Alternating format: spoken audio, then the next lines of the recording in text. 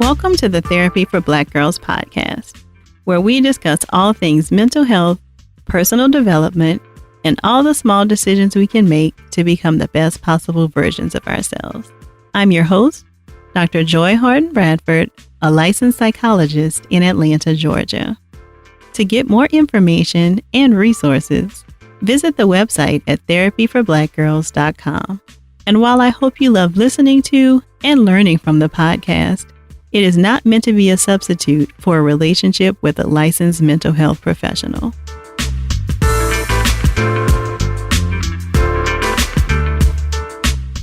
Hey y'all, thanks so much for joining me for session 50 of the Therapy for Black Girls podcast. Wow, we've already made it to 50 episodes, and we're quickly approaching the 1-year anniversary of the show.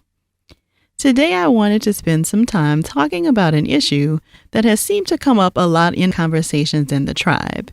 And if you don't know, the tribe is our Facebook community for the podcast, where we continue to have the conversations we start here on the podcast and talk about all kinds of other stuff. You should definitely come and join us if you're interested. You can request to join at therapyforblackgirls.com/tribe and make sure to answer the 3 questions it asks when you request to join. But there have been a lot of conversations over there about women not feeling like they are where they thought they would be in their life, or feeling as though it's too late to pursue dreams they may have once had. If this sounds like you, or something you struggle with, there are 3 questions I'd like you to ask yourself. Question number 1. Whose story is this anyway? If you have a story that you're desperately holding on to, I want you to ask yourself, is this really my story, or is this a story I've convinced myself of because of society and others in my life? The most common thing that comes up when I hear people say they're not where they thought they would be is the idea of being partnered or married, having a baby, and an awesome career, all by the age of 25. Do you know how many of us were an absolute mess at age 25? When I think back to my younger self, I wanted to have all of this by the age of 23. I guess I was an overachiever with my fantasies. But when I look back on my early to mid and even late 20s, I was not at all in a place where any of those things would have been healthy, satisfying, or fulfilling to me. And it makes me wonder, where did I even get the idea that that's what my life should have looked like then? And I ask you that same question. Where did this story come from? Did you read a feature on the gorgeous 22-year-old who built an app that has made her a millionaire? Or maybe you ran across the most beautiful engagement pictures of a sister on Instagram. Or maybe, even though you're finishing up your master's degree and on your way to an amazing job, the only thing grandma keeps asking about is when are you going to have some babies? There's nothing wrong with wanting any of this. It's totally okay if you do. But please be cautious about thinking you're any less worthy, beautiful, or relevant because these things have not happened for you yet. And please, please, please sit with yourself to discover whether these are actually things you want. Question number 2. Have you grieved this loss? As Dr. Robinson reminded us in session 31 about managing grief, we don't just have grief reactions to the loss of loved ones to death. We also experience grief reactions to the loss of a dream or a story we once held.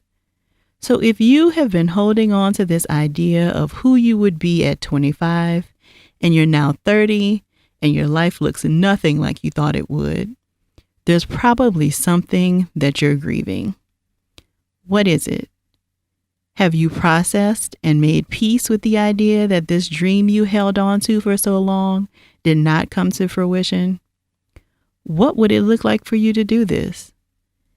It might look like allowing yourself to cry about it and journal through any disappointments. It might look like forgiving yourself for any perceived or actual missteps. It might look like finding a therapist to talk through the hurt and anger you feel about the fact that this dream you wanted has come true for many others, so why not you? There's likely a lot to talk through if you've had to grieve the loss of this story, and meeting with a therapist to help you unpack it might be a really good idea. Question number 3. Is there a part of the story you want to / can salvage?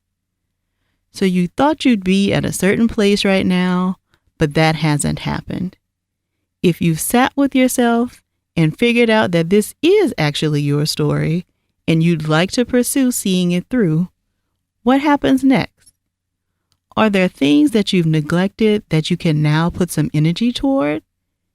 If meeting people is a goal, are you actually getting out of your house and engaging in activities that allow you to meet new people? If career advancement is a goal, have you identified a mentor? Have you figured out what new skills you should develop to advance? If whatever you've been dreaming about is important to you, then I want you to check in with yourself and see if there are things you've been doing or believing, either consciously or subconsciously, that have been getting in the way of you achieving it. And if so, what part will you take responsibility for, and how can you be more active in the process?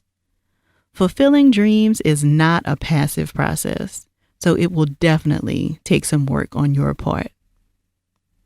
I'd love to hear from other people who maybe have struggled with a similar concern about how you've managed this. Share your thoughts with us on social media by using the hashtag TBGInSession or by mentioning our social media accounts.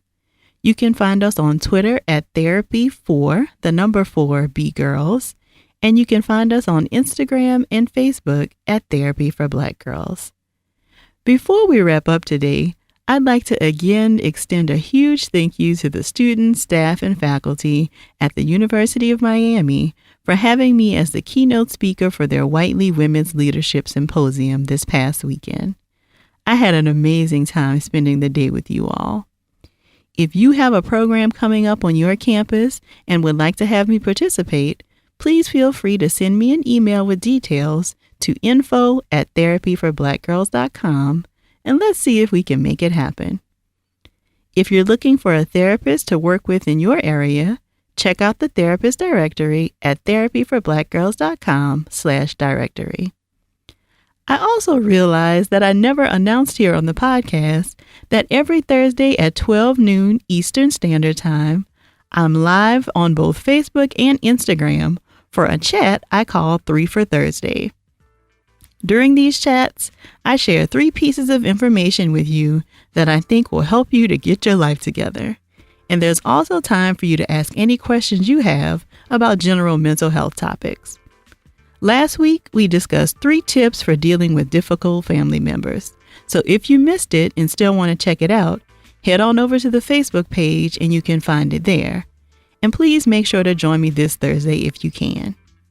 And again, if you want to join us in the tribe, head on over to therapyforblackgirls.com/tribe. I'm looking forward to continuing this conversation with you all real soon. Take good care.